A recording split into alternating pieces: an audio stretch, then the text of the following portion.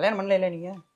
கல்யாணம் பண்ணா உனக்குலாம் இன்விடேஷன் கொடுக்காம பண்ண போறாங்க. என்ன சொல்ற மேட்டர்? கல்யாணமே பண்ணிடாதீங்க. ஒய்ஃப் வச்சு தாங்க முடியல. உனக்கெல்லாம் கல்யாணம் பண்ணி வச்சதே பெரிய விஷயம். கல்யாணம் பண்ணியா கம்முனு போனியான்னு இருக்கு. இவெல்லாம் யாரு தெரியுமாடா?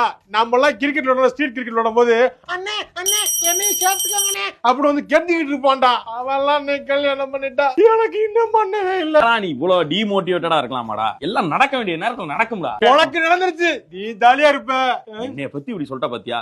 நான் இன்னைக்கு எவ்வளவு ஒரு பிளான் பண்ணிருக்கேன் தெரியுமா? மதியம் நம்ம எல்லாம் படத்துக்கு போறோம். நீ, நானு, என் ஒய்ஃப், பாப்பா. பாப்பா டக்கு டக்குன்னு படத்தை பார்த்தவனே அலறான். அந்த டைம்ல என்ன பண்ணிடுற? நீ குழந்தைய தூக்கிட்டு வெளியே போயிடுற. நான் என் ஒய்ஃப் உட்காந்து படம் பார்ப்போம். நான் வெளியே தூக்கிட்டு போயிட்டதுக்கு என்ன கல்யாணம் ஆகல, அது வரைக்கும் ஒரு யூஸ்ஃபுல்லா இருக்கா? கல்யாணம் ஆகல, நீயும் குத்தி காட்டுற பத்தியா?